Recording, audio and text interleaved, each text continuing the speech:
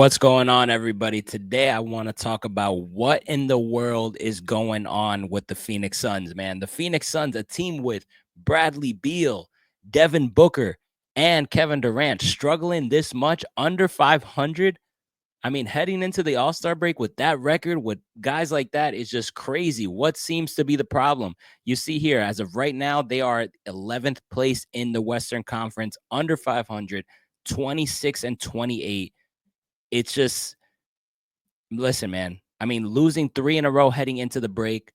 They're 3-7 in their last 10 games. What on earth is the problem with the Phoenix Suns? Listen, man, I'm just going to give you guys my takeaway. As plenty of you guys that have watched my channel recently, and as of late, you guys know I'm a huge Devin Booker fan. I love Kentucky. So anybody that comes from Kentucky Pipeline, I'm all in, man. I'm frustrated for Booker because it seemed like everything was just so high for him and the Phoenix Suns organization, making the trip to the NBA Finals, having that record with like 60 plus wins. And then it's like ever since that loss to Dallas, like things just went downhill from that. Obviously, acquiring Kevin Durant got me excited, to see Devin Booker finally have another running mate in there.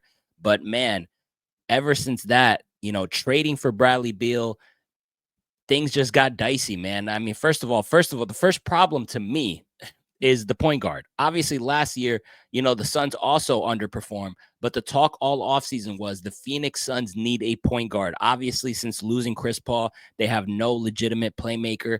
They don't want to have Booker being in control of the offense at all times. They need a guy. So Tyus Jones decides to come into the Phoenix Suns thinking that he's going to play and average about 12 assists and kind of cash in at the end of the season. He has been very underwhelming, man. 11.1 points per game, 6 assists. You look at the numbers, you think it's all right, but that is not starting caliber point guard type of level. I mean, you look at his recent games heading into the break, a game with 2 assists, a game with 3 assists, 5 points, 6 points. The bottom line is just he's super inconsistent out there on the floor for the Phoenix Suns, and they're at a point where they need consistency, especially when you're heading into the All-Star break and you're already in February. You got to be as consistent as is. By now, you have to know what type of team you are. And if you're 2 games under 500 heading into the break, I don't want to hear about injuries. You have enough talent on this roster to make things happen. Another alarming thing with the Phoenix Suns is Grayson Allen, man. Grayson Allen obviously had 13.5 points per game last year. He was terrific from three-point. He got his contract extension with the Suns, and now he's averaging 11. He's been better lately, but he got off to a very slow start. I think they need to play Grayson Allen more if they want to have success. Bradley Beal, though, man.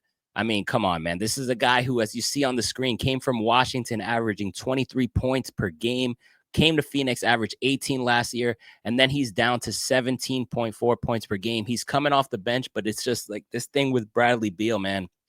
It's just, it comes down to availability.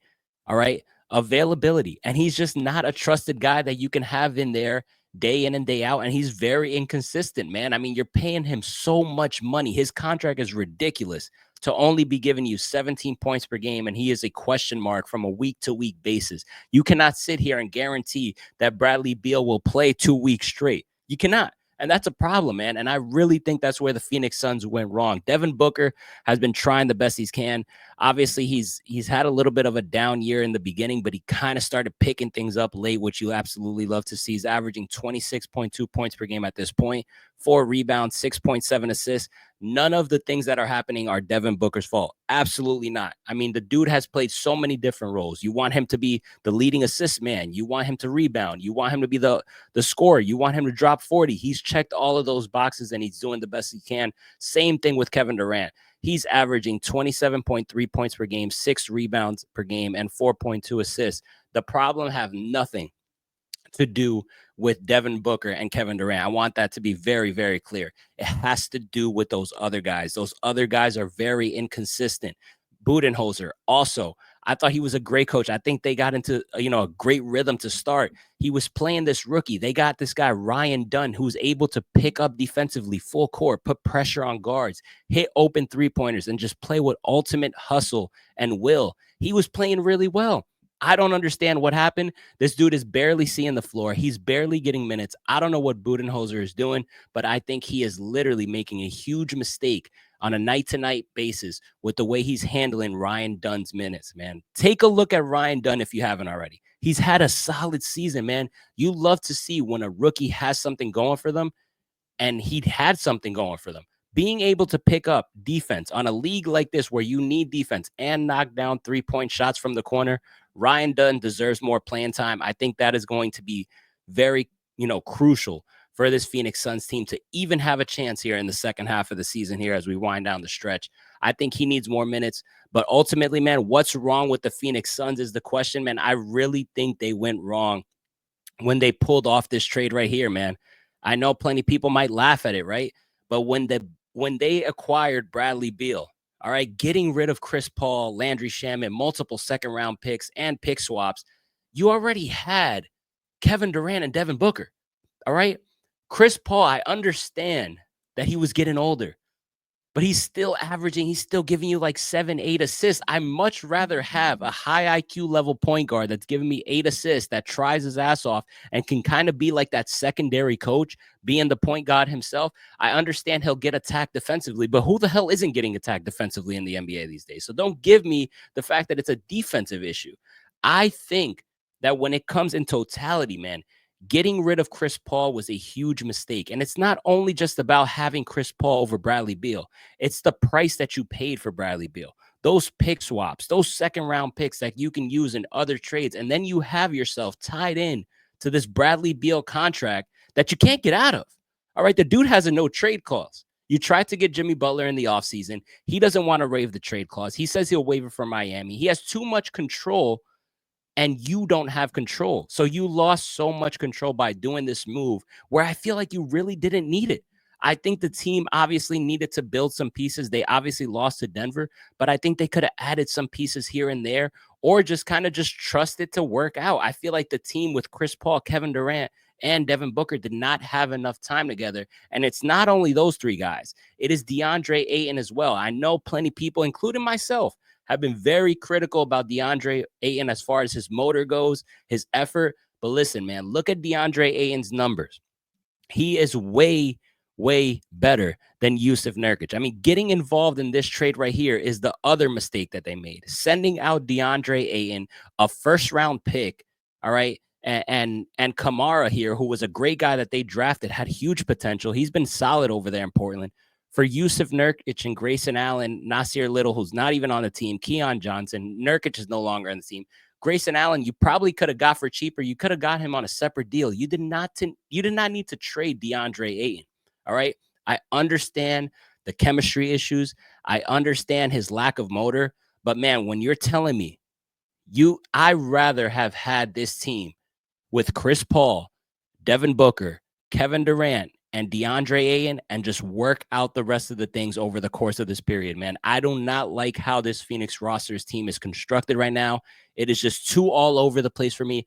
It is too inconsistent, but I think Devin and Kevin are trying the best that they freaking can. I just feel so bad for them, man, because I really think that move, those two moves right there, has been holding this team back. I mean, you just saw that they had to attach a pick to get out of that Nurkic contract. It's just pure mismanagement from the GM and from the owner here. They got too hungry way too quick. I think they had something right there. If you just got some time and kind of just not throw away all your assets, even if you move Chris Paul later on, you just gave up way too much. And now you are pretty much in jail with this Bradley Beal contract. Kevin Durant might be out after this season because you might have to look another way. And that goes back to this just malpractice from the GM. Like, you might have to take a couple step backs before you take steps going forward if the Phoenix Suns don't figure this out. It remains to be seen, man. One thing I will tell you, though, is that when you have a team with Kevin Durant and Devin Booker both shooting and can score the way they can score, they can win games, man. And it's all about getting hot at the right time. Maybe this break helps. Maybe Ryan Dunn will play more minutes for the Phoenix Suns. Maybe we'll see some consistency from Tyus Jones. But you're looking at those three guys. I really think that you need to play Ryan Dunn more. Let KD be KD. Let Book be Book. Tyus Jones needs to be more consistent. and you need to see Grayson Allen play more minutes and be a threat out there from three. So it remains to be seen. It's going to be a tough task. They have a brutal schedule the rest of the way, but man, I feel so bad for Devin Booker and the Phoenix Suns. I hope they figure it out. I think they can because you got those two guys.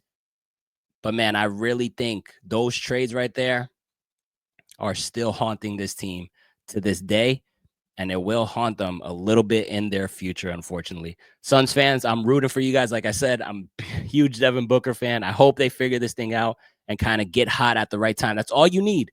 You got KD and Book, but how about those other guys? You need them to step up. Play Ryan Dunn more. Damn it. Let me know what you guys think. Leave a comment down below. Subscribe to the channel if you haven't already. And I'll see you guys next time.